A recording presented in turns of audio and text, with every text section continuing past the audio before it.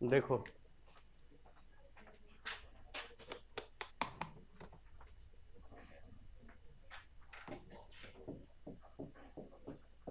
देखो आज का लास्ट वाला वो थ्योरी याद है ना? जो फॉर्मूला हम लोग निकाले थे, और वो फॉर्मूला था μ2/v, μ1/u, μ2 - μ1, है ना? और ये तब हुआ था जब प्रकाश एक माध्यम से दूसरे माध्यम में जाए। उसमें भी कंडीशन था कि प्रकाश विरल माध्यम से सघन माध्यम में जाए। और विरल माध्यम का अपवर्तनांक हमने μ1 माना था, और सघन माध्यम का अपवर्तनांक। तो अगर ये μ1 से μ1 माध्यम वाले से μ2 माध्यम वाले में जाए तो ये फॉर्मूला था, है ना? लेकिन अगर हम इसी को पलट दें, अगर हम सघन माध्यम से विरल माध्यम का बात करें तो ये μ2 वाले अपवर्तनांक से μ1 में चला जाएगा ना। फॉर्मूला क्या बनेगा? μ2/v के जगह μ1/v ना। फिर क्या? μ2/u इक्वल टू, हाँ, μ2 - μ1 के जगह μ1 माइनस। क्लियर है ये दोनों थ्योरी? अब इसी के बेस पे हमारा अगला क्वेश्चन, मतलब हम इसी फॉर्मूला पे अगला डेरिवेशन करेंगे। ठीक है, बस ये फॉर्मूला याद होना चाहिए, वो बहुत सिंपल है डेरिवेशन। और डेरिवेशन का नाम क्या है? ठीक है, वो देखिए, दिख रहा है सभी आप सबको? वो है लेंस मेकर सूत्र का व्यंजक प्राप्त करें। लेंस मेकर सूत्र का क्या प्राप्त करें? ये क्वेश्चन ऐसे भी हो सकता है, ये क्वेश्चन एक और तरीके से भी हो सकता है। ठीक है, पतले पतले लेंस द्वारा पतले लेंस द्वारा प्रकाश के, ठीक है ना, पतले लेंस द्वारा प्रकाश के अपवर्तन, क्योंकि लेंस से तो अपवर्तन ही होना है ना, परावर्तन तो होगा नहीं। परावर्तन तो दर्पण से होता है। तो पतले लेंस द्वारा प्रकाश के अपवर्तन का व्यंजक प्राप्त करें, ये भी हो सकता है।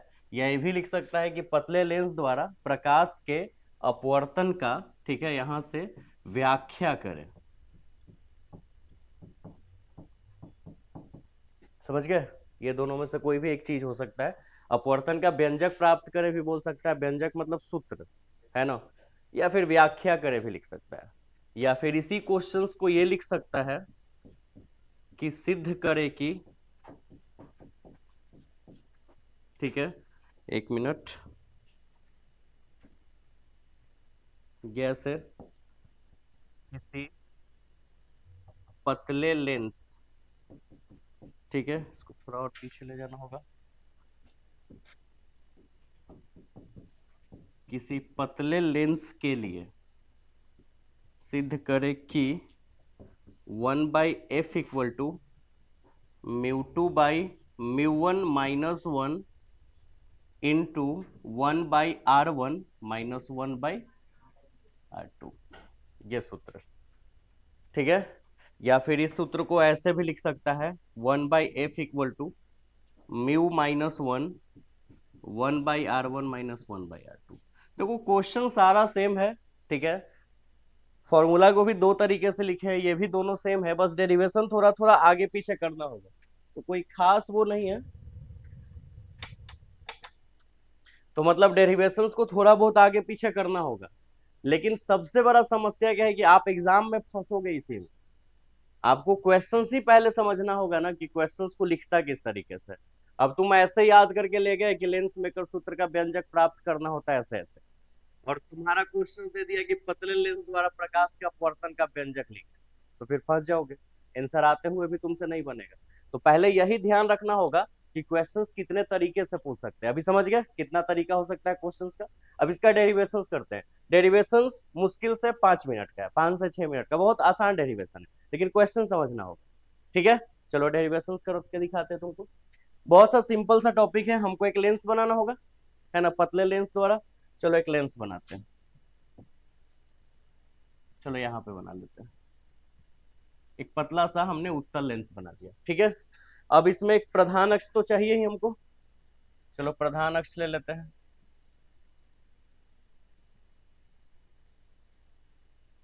प्रिंसिपल एक्सिस ना। चलो थोड़ा और बड़ा भी कर सकते हैं इसको। अब बताओ यहाँ पे क्या होता है, पता है? यहाँ पे यह है प्रकाशीय केंद्र, ऑप्टिकल सेंटर, है ना, प्रकाशीय केंद्र। ठीक है। अब चलो तुमको पता होना चाहिए, पता ही है कि लेंस का दो सतह होता है, क्योंकि लेंस दो सतह से मिलकर बनता है। हमने देखा था कि ऐसा हमने एक लिया था जब चैप्टर स्टार्ट हुआ था उस समय, और दो ऐसे ग्लास को हमने ऐड किया था, और ये जो कॉमन पार्ट बचा था यही आपका लेंस था, है ना। पूरा डिटेल्स हम आपको बताया था उस टाइम। तो इसका दो सतह है, इस वाले भाग का सतह इधर हुआ और इस वाले भाग का सतह ये हुआ। इसी के कारण से इसके पास दो वक्रता केंद्र भी होता है ना। लेंस को हम दोनों तरफ से देख पाते हैं, लेंस के दोनों साइड से देख सकते हैं ना हम लोग, इधर से भी देख सकते हैं, बैक से भी, लेकिन मिरर में, दर्पण में हम दोनों तरफ देख सकते हैं, कोई फायदा नहीं, एक ही तरफ से आपको प्रतिबिंब दिखाई देगा। लेकिन लेंस में दोनों तरफ से दिख सकते हैं क्योंकि दो वक्रता केंद्र है। तो दो वक्रता केंद्र है। अब खुद से सोचो एक बात, मान लो एक तुमने यहाँ शीशा लगा दिया, कांच, ग्लास, इसमें तुमने प्रकाश को डाला, और ये तो कंफर्म है कि प्रकाश अगर विरल माध्यम से सघन में जाए या सघन से विरल में जाए, मतलब अपना माध्यम बदले, अगर प्रकाश माध्यम बदलेगा तो प्रकाश का अपवर्तन होगा।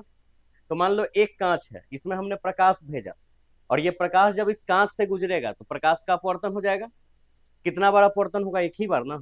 अगर हम दो कांच लगा दिए तो पहले यहां से इसमें अपवर्तन होगा, और ये प्रकाश जो पास होकर आगे गुजरेगी वो जब इसके पास पहुंचेगी तो फिर से एक बार अपवर्तन होगा। और अगर तीन कांच लगा दे तो फिर एक बार और अपवर्तन होगा। तो जितने जितने बार माध्यम बदलेंगे, ठीक है ना, उतने बार अपवर्तन होंगे, है ना।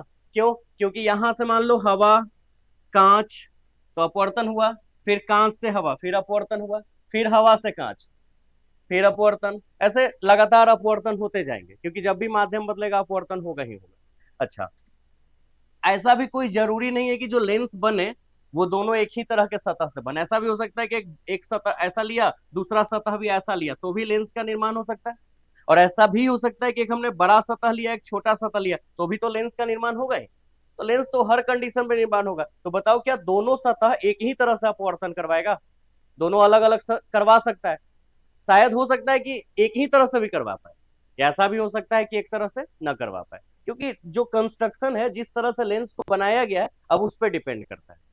और उसी के लिए तो हम लोग सूत्र बना रहे हैं कि लेंस का सूत्र क्या है, लेंस बनाने की फॉर्मूला क्या है। चलो अब यहाँ ये देखो, ये हो गया। अब ये आपके पास लेंस है, प्रकाशीय केंद्र हमने मान लिया। अब एक वस्तु रख लेते हैं यहाँ पे, ठीक है। अच्छा, एक काम करते हैं, वस्तु का नाम हम लोग ए रख देते हैं, क्योंकि वो ऑलरेडी रख दिए हैं। ऐसा ऑब्जेक्ट होता है लेकिन वो नहीं रख सकते क्योंकि ऑलरेडी ऑप्टिकल सेंटर हो गया। अब यहां से मान लो प्रकाश का किरण चला, दिख रहा है सबको, पहला सतह पे गया, तो पहले सतह से अपवर्तन होगा, है ना। तो पहले सतह से अपवर्तन होगा किधर? तो आपने देखा था क्या, एक लेंस है, ठीक है, इस लेंस में हम सिर्फ एक सतह पे बात करते हैं, ठीक। चलो, ये आपको पता है, यहाँ पे इसका वक्रता केंद्र होगा। दर्पण में वक्रता केंद्र को सी से सूचित करते हैं, जबकि लेंस में 2f से ही सूचित करते हैं, 2f, ठीक है। अच्छा, तो यहां हमने अगर वस्तु रखा और प्रकाश ऐसे सीधे चला, अब सीधा बात है कि जहां पे प्रकाश आपतित होगी वो आपतन बिंदु होगा, और आपतन बिंदु से हम इस वक्रता केंद्र को मिला दे तो तुम्हारा अभिलंब बन गया, बन गया अभिलंब। अच्छा, तो अब इस प्रकाश को सीधे जाना चाहिए था, तब जाता जब अपवर्तन नहीं होता। अपवर्तन होगा ना यहाँ पे, अपवर्तन होगा तो प्रकाश कहाँ जाएगा? अभिलंब के तरफ, क्योंकि प्रकाश विरल से सघन में जा रही है, क्योंकि हवा से कांच में जा रही है, तो ये अपने अभिलंब के तरफ मुड़ेगा, मतलब इधर मुड़ेगा। तो बताओ, पहले सतह द्वारा प्रकाश इधर मुड़ा ना, इधर, समझ गए?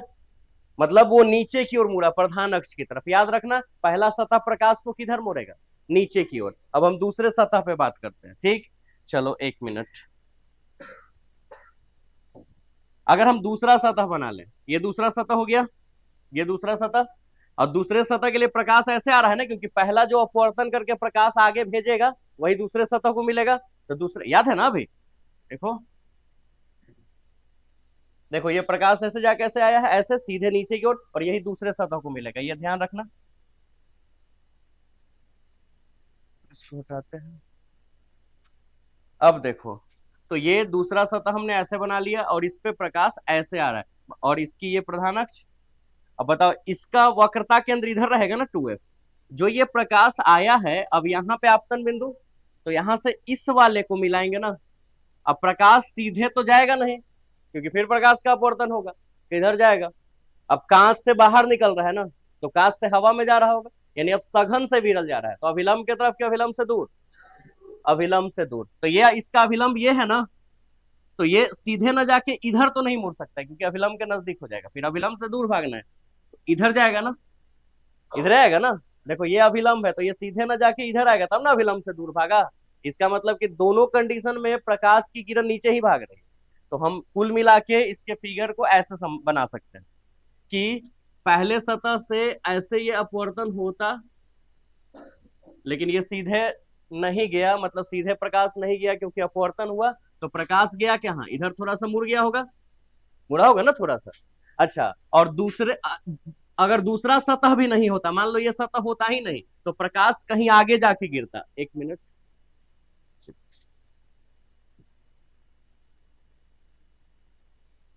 हो सकता है प्रकाश यहां जाता, समझे? फिर से एक लेंस, ये वस्तु, प्रकाश अगर ये लेंस ही नहीं होता तो वस्तु से प्रकाश सीधे चला जाता सीधी रेखा में, लेकिन लेंस आ गया तो लेंस में पहले सतह द्वारा सीधे न जाके इधर आता, लेकिन इधर भी नहीं आएगा क्योंकि इसके पास एक और सतह है। तो जैसी प्रकाश यहां पहुंचेगा यहां से फिर अपवर्तन होगा कि नहीं, तो अब यहां से सीधे न जाके अब फिर से एक बार मुड़ेगा और फाइनली यहां पहुंचेगा और यहां पे प्रतिबिंब का निर्धारण हो जाएगा। प्रतिबिंब को इंग्लिश में इमेज बोलते हैं, इसलिए आई लिख दिए, समझ गए? फिर से अगर ये लेंस, अगर वस्तु रखा, प्रकाश मान लो ऐसे जा रहा है तो ये जाते जाता, लेकिन बीच में पहला सतह है तो ये सीधे न जाके, सीधे ये प्रकाश न जाके क्या करेगा, अब ये प्रकाश मुड़ेगा इधर। अच्छा, दूसरा सतह भी नहीं होता तो ये चल जाता ऐसे, लेकिन दूसरा सतह भी आ गया, समस्या ये हुआ। तो अब दूसरे सतह के कारण से प्रकाश यहां से फिर से एक बार मुड़ जाएगा और फाइनली यहां अंतिम पहुंच जाएगा। क्लियर है? Figure clear? इसको हटाओ। अब चलो फाइनली यहां पे प्रतिबिंब बना, तो पहले सतह द्वारा प्रतिबिंब तो यहां बना होगा ना, है ना, तो उसको आइडस रख नाम देते हैं, मतलब वास्तव में बना नहीं होगा लेकिन पहले सतह द्वारा इमेजिन हुआ होगा कि पहले सतह का प्रतिबिंब वही होगा और वही प्रतिबिंब दूसरे सतह के लिए वस्तु का काम किया होगा, क्योंकि जो प्रकाश हम अपने द्वारा पास करवाएंगे, जो हमसे पास हुआ है वो तुमको मिलेगा, है ना, तो इसका जो प्रतिबिंब बना होगा उसके लिए वस्तु का काम किया होगा दूसरे के लिए, तो हम उसको आइडस मान लिए। ठीक, इसके बाद आपको सब कुछ पता है। प्रकाशीय केंद्र से वस्तु तक की दूरी, वस्तु दूरी यानी यू ना, और ये दोनों प्रतिबिंब है, एक वास्तविक प्रतिबिंब है भी लिख देते हैं और एक काल्पनिक, तो प्रतिबिंब दूरी को भी से ना, तो इसको भी डैश नाम दे दिए। क्लियर है बात? चलो ये हो गया, ठीक है। अच्छा, लेंस का भी कुछ नाम दे देते हैं, एल नाम दे दे, एल दे दे, एल नाम, है ना। चलो ये फिगर कंप्लीट, प्रकाश की किरण इधर गया इधर आया, ठीक है। चलो लिखना तो जरूरी है ना, क्या लिखना जरूरी है? माना कि, माना कि क्या, एक उत्तल लेंस, उत्तल लेंस एल ना, ठीक है, जिसके दोनों सतहों की वक्रता त्रिज्या, ठीक है, क्रमशः R1 और R2 है। R1 और, ऐसा मान लेते हैं कि दो लेंस तो दो सतह से मिलकर बना है, उसमें दो, एक का वक्रता त्रिज्या R1 है और एक का R2, अलग अलग हो सकता है वक्रता त्रिज्या, क्योंकि अगर दोनों तरफ वृत्त सेम है तो वक्रता त्रिज्या समान होगा, लेकिन एक बड़ा है और एक छोटा है तो इधर का वक्रता त्रिज्या और इधर के वक्रता त्रिज्या में अंतर आ जाएगा ना बहुत सारा, ठीक है, तो ये चीज याद रखिएगा। तो माना कि एक उत्तल लेंस एल जिसके दोनों सतहों की वक्रता त्रिज्या क्रमशः R1 और R2 है, समझ गए यहां तक? ठीक है। अच्छा, माना कि, अच्छा एक और चीज इसमें लिख लेते हैं, इसकी फोकस दूरी, ठीक है, F मानते हैं, इसकी फोकस दूरी भी F मान लेते हैं। अब फिर आगे, माना कि यू दूरी पर, यू दूरी पर एक वस्तु ए प्रधान अक्ष पर रखी गई है, दिख रहा है, रखी गई है, जिसका, ठीक है, लेंस के दोनों सतहों से, लेंस के दोनों सतहों से अपवर्तन के बाद, ठीक है, क्रमशः भी डैश तथा भी दूरी पर आई डैश तथा आई प्रतिबिंब का निर्धारण होता है।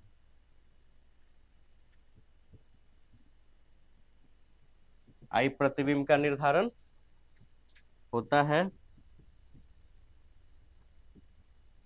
जैसा कि चित्र में दिखाया गया है ना। चलो ये बाकी मैनेज कर देगा। तो अब ये लैंग्वेज जो है वो आप खुद से भी लिख सकते हो ना। अब इतना तो टैलेंट हो ही जाएगा आपको कि आप लिख सकते हो। चलिए ठीक है, तो ये आपका फिगर भी कंप्लीट हो गया और ये डेरिवेशंस भी। एक चीज पर्सनली याद रखिएगा, हम उस दिन भी आपको बताए थे कि पहले आप फिगर बना लेना, मतलब पहले तो टॉपिक लिख लेना, है ना। केमा क्वेश्चंस का आंसर लिखना है वो, उस क्वेश्चंस के बारे में पूरा क्वेश्चन मत उतारना। जैसे कि मान लो है कि पतले लेंस के लिए प्रकाश के अपवर्तन की व्याख्या करें, तो ये पूरा नहीं उतारना। बस आपको इतना लिख देना है कि पतले लेंस द्वारा प्रकाश के अपवर्तन की व्याख्या करे, मत लगाना, है ना। और उसके बाद डैश दे देना, डैश देने के बाद उसके बाद फिगर बनाना, फिगर बनाने के बाद ये लिखना, ठीक है, और उसके बाद डेरिवेशंस करना। फिगर क्लियर बन जाएगा सबसे, फिगर ये भी लिख लोगे। अरे एक आध लाइन कम हो सकता है लिखा है, बढ़ा के भी लिख सकते हो, थोड़ा सा दिमाग लगाना है। अब डेरिवेशंस, ठीक है। अब चलते हैं सबसे पहले पहले सतह के लिए। किसके लिए, ध्यान देना, प्रथम सतह के लिए। दो सतह है अपने पास, हमको वही वाला फॉर्मूला लगा अप्लाई करना है, ये वाली म्यू टू बाई भी, म्यू वन बाई यू, और mu two minus mu one by. एक और चीज कर लेते हैं, इधर इधर जो माध्यम है, ठीक है, इसका नाम रख देते हैं माध्यम एक, जिसका अपवर्तनांक मान लेते हैं म्यू वन। क्लियर है। और ये जो आपका लेंस है, ये कर लेते हैं माध्यम टू, माध्यम, और इसकी भी अपवर्तनांक मान लेते हैं, कितना मान ले, म्यू टू मान ले, ठीक है। चलो एक मिनट,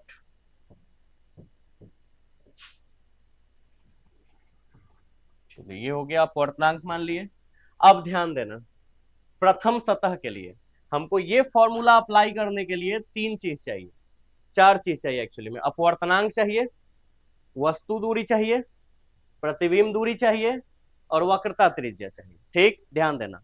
तो सबसे पहले प्रथम सतह में वस्तु दूरी लिखते हैं, ठीक है, फिर प्रतिबिंब दूरी लिखते हैं। क्लियर है, वस्तु दूरी, प्रतिबिंब दूरी, और फिर वक्रता त्रिज्या लिखते हैं, है ना। Object distance, image distance and radius of curvature. अपवर्तनांक तो पता ही है कि कहां से कहां जा रहा है, ठीक है। प्रथम सतह के लिए, ठीक है, ऐसे लिख देना, प्रकाश की किरण, ठीक है,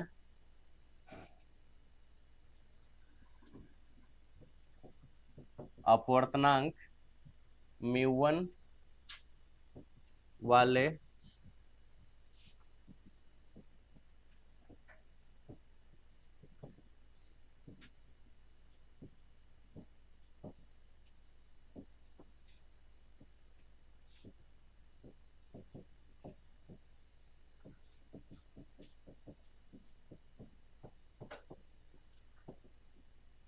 क्लियर है ना। प्रकाश की किरण अपवर्तनांक म्यू वन वाले माध्यम से अपवर्तनांक म्यू टू वाले माध्यम में गमन कर रहा है, कर रहा है। ठीक है, कर रहा है। तो अब बताइए कि ये गमन कर रहा है, तो अब सबसे पहले बताइए कि पहले सतह के लिए वस्तु दूरी क्या होगा, ये तो आपको खुद ही पता होना चाहिए, यू, है ना। और पहले सतह की प्रतिबिंब दूरी क्या होगी, भी तो नहीं होगी, हाँ भी डैश होगी, क्योंकि पहले सतह का प्रतिबिंब ये था और इसकी दूरी भी डैश हमने मानी, समझ लो बात ना। तो क्या माने हो तुम, भी डैश, तो प्रतिबिंब दूरी भी डैश और पहले सतह का वक्रता त्रिज्या r1 मान लेते हैं। तो फॉर्मूला के अनुसार, अकॉर्डिंग टू फॉर्मूला, फॉर्मूला था म्यू टू बटा भी, तो म्यू वन से म्यू टू में जा रहा है ना, तो म्यू टू बटा भी, बट भी ना लिखा के यहाँ क्या लिखाएगा, भी डैश लिखाएगा, माइनस म्यू वन बटा यू था ना, म्यू वन बटा यू, तो म्यू वन बटा यू, यू यू है ना, और equal to mu two minus mu one by r, तो आर के जगह आर वन, ये इक्वेशन, ये बन गया आपका इक्वेशन फर्स्ट। क्लियर है, ये फॉर्मूला हमने यूज किया है यहाँ पे। अच्छा, अब इसी तरह से जैसे हमने प्रथम सतह का बात किया है, अब द्वितीय सतह का बात कर लेते हैं, यहीं पे बना लेते हैं तो जल्दी से हो जाएगा आपका, ठीक है। अब हम लोग करते हैं यहां से किस सतह के लिए, द्वितीय सतह के लिए। क्लियर है, चलो द्वितीय सतह पे बात करें, बस इसी को कॉपी मार लेते हैं।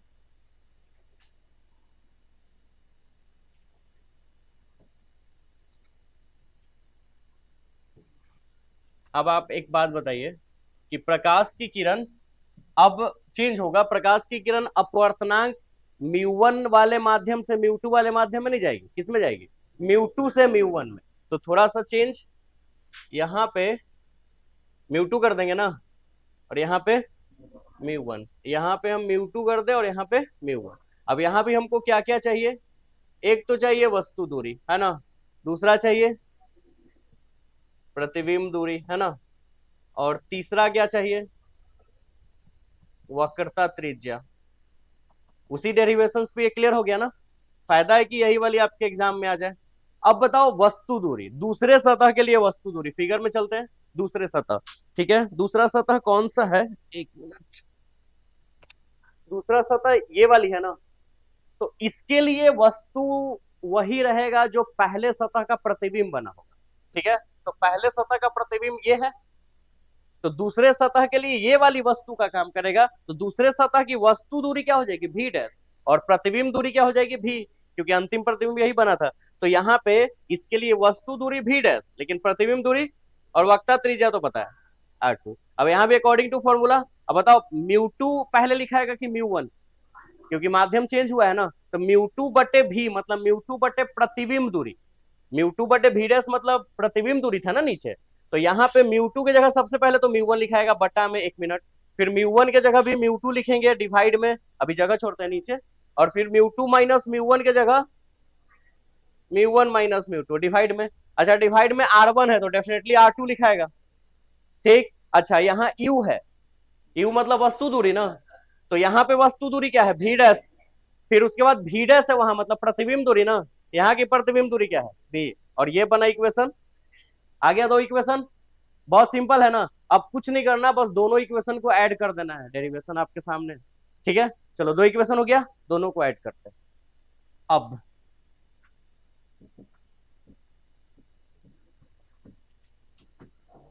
समीकरण एक प्लस समीकरण दो करने पर, ठीक है, चलो करते हैं।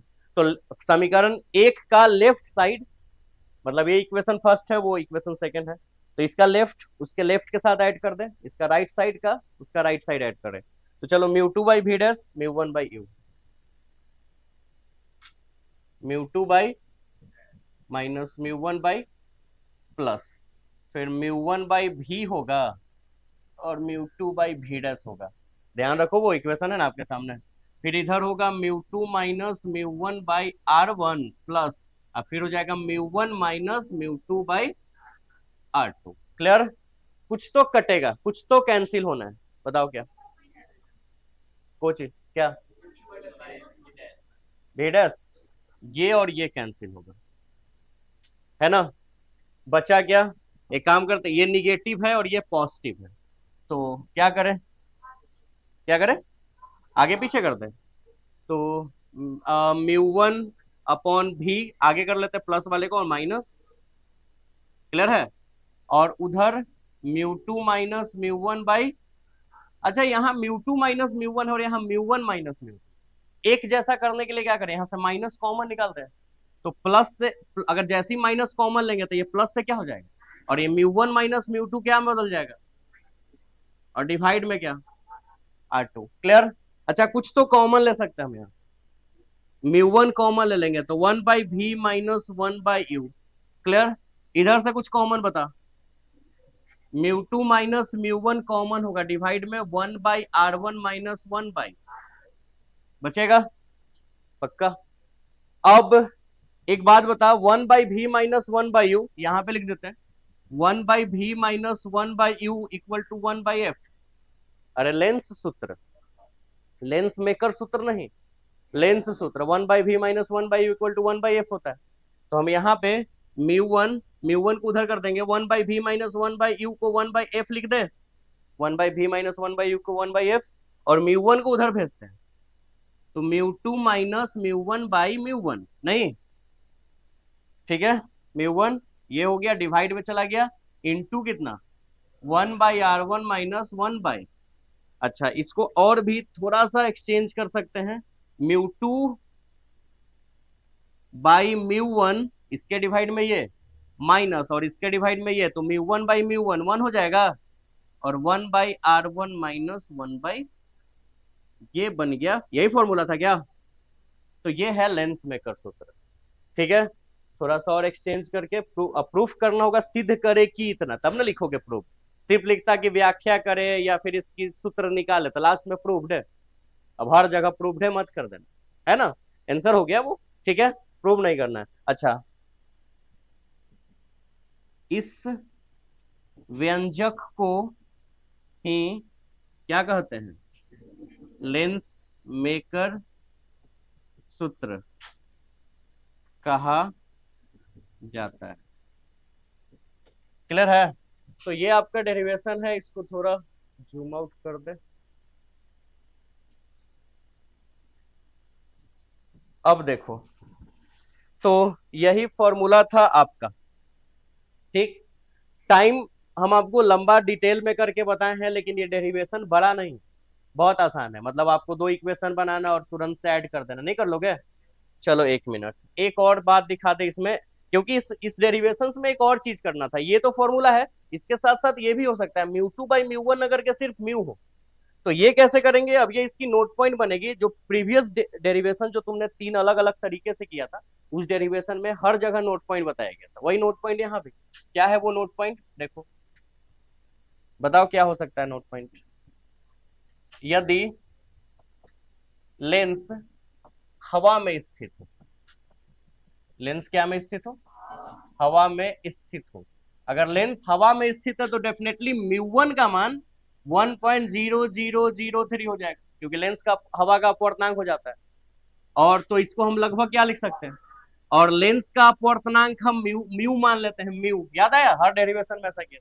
सो फॉर्मूला जो 1/f equal to mu 2 by mu 1 minus 1 और इनटू 1/r1 माइनस 1/r2 आया था, ठीक है।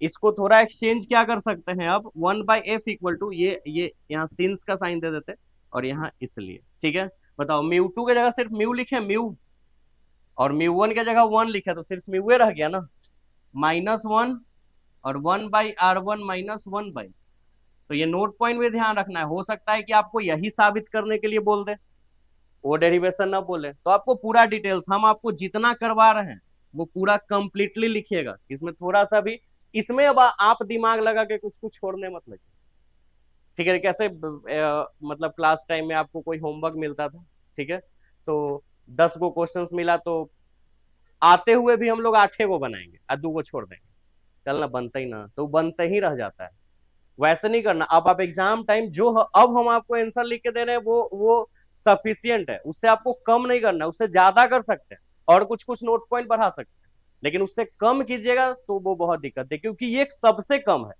मतलब कम से कम है एटलीस्ट, कि आप इसको आराम से याद कर सको। अब इससे भी आप शॉर्ट करने लगिएगा तो फिर मार्क्स कटेगा, तो इसीलिए अब इससे शॉर्ट मत कीजिएगा, समझ गए। तो ये आपका डेरिवेशन है, ठीक है। और देखिए अब ये जो आप जो पढ़े हैं ये ऑलरेडी सारा यूट्यूब पे भी डाला जाएगा। इसका फायदा ये आपको है, अभी आप डेरिवेशन कर लिए, टोटल 16-17 को आप डेरिवेशन करोगे, और समय गुजरते जाएगा, जनवरी आएगा, फरवरी में एग्जाम होगा, फिर आप डेरिवेशन भूलोगे भी बीच में, ठीक है। तो डेरिवेशन अगर भूलोगे तो फिर आपके पास यूट्यूब पे रहेगा, आप उसको देख लीजिएगा, एग्जाम टाइम भी आप समझ लीजिएगा, है ना। और आराम से 15 नंबर उसमें रखा हुआ है। और ऑब्जेक्टिव तो आप कर ही रहे हो रेगुलर, ऑब्जेक्टिव के लिए तो सोचना ही नहीं है। बस ऑब्जेक्टिव के टाइम पे एक चीज का ख्याल रखना है कि हड़बड़ में काम गड़बड़ हो जाएगा। ऑब्जेक्टिव में ओवर एक्साइटमेंट नहीं लाना है बनाने के चक्कर में, कि चलो यार सब बन ले लिए, सब बना लिए, या फिर लेट हो रहा है जल्दी जल्दी करते हैं, जल्दी जल्दी में पचमा के जगह पे 8वां रंग देना, या पचमा के जगह पे 6ठा कलर कर देना, ओएमआर सीट जो रंगना होता है, गलती से भी अगर तुमने पचमा के जगह अगर 6ठा रंग दिया, अब लाइन से सब गलत हो जाएगा। नहीं, अब अधिकतर बच्चा क्या करता है ना कि पहले सारा क्वेश्चन का आंसर टिक आउट कर लेगा छोटा छोटा, और लास्ट में बूंदा बूंदा कलर कर ले, वैसे नहीं करना। जो क्वेश्चन जैसे ही बना उसका पहले कलर कर लेना है, ठीक है। जैसे 15वां क्वेश्चन का आंसर मुझे आ गया, ठीक है, तो उसका जो आंसर है फट से पहले उसका आंसर हम मेंशन कर लेंगे, ठीक है। और उसके बाद फिर दूसरे क्वेश्चन में जाएंगे। और मैक्सिमम बच्चा ये करता है कि पहले सारा आंसर बना लिया ऑब्जेक्टिव का, छोटा छोटा टिक कर लिया अपना, और उसके बाद फिर लास्ट समय पे वो क्या करता है कि अब ओएमआर सीट पे पहला का आंसर ये, दूसरा का आंसर। अब वैसे में हड़बड़ में ऐसा नहीं कि कोई जरूरी है कि गलत हो ही जाए, लेकिन अगर गलत हो गया, और गलती होगा आपसे, क्या गलती यही होगा कि जो क्वेश्चन नंबर 5 का आंसर लिखना था वो गलती से 6 में लिखा गया, और इतना सारा गोल गोल उसमें पारा हुआ है स्फेयर स्फेरिकल की, समझ नहीं आता है, कभी कभी दिमाग कंफ्यूज हो ही जाता है। तो गलती से भी 5 की जगह 6 वाला क्वेश्चन का आंसर हो गया, तो वो लाइन से 6 वाला 7 में चल जाएगा आंसर, 7 वाला 8 में, 8 वाला 9 में, और दोबारा ओएमआर तो आपको मिलना नहीं, तो फंसोगे आप। तो बस ओवर एक्साइटमेंट में वो गलती नहीं करते। और डेरिवेशंस तो हम आपको करवा ही देंगे, ऑब्जेक्टिव आप याद करके टेस्ट दे ही रहे, ठीक है ना। और रह गया शॉर्ट टाइप क्वेश्चंस, तो फिर देखा जाएगा वो उस समय। फिलहाल ये समझ गए, तो ये क्वेश्चंस को इतने तरीके से हम लोग लिख सकते हैं, क्लियर है। दूसरा ये जो है, ये पहले आपको क्वेश्चंस का टॉपिक लिख के ये फिगर बनाना है, और फिर ये लिखना है, क्लियर है। उसके बाद फिर डेरिवेशन करना है। डेरिवेशन में आप जितना डिटेल्स कर लीजिए, जितना और का, चुकी का, इसीलिए का साइन यूज करके आप लिखिए, उतना ही फायदा है। राइटिंग जितना बेहतर रखिए। उसके बाद डेरिवेशन करने के बाद लास्ट में ये लिख दीजिए, अगर प्रूफ करना है तो प्रूफ अपना लिखिए, सिद्ध हुआ। और अगर सॉल्यूशन लेना है तो आप लास्ट में आंसर लिखिए, ठीक है। नोट पॉइंट, जहां पे नोट पॉइंट पॉसिबिलिटी है, जहां नोट पॉइंट बनाया जा सकता है, वहां नोट पॉइंट जरूर बनाए, समझ रहे बात ना, तब जाके आपका पूरा मार्क्स आएगा, क्लियर है बात। अब मैथ्स करते हैं, ठीक है।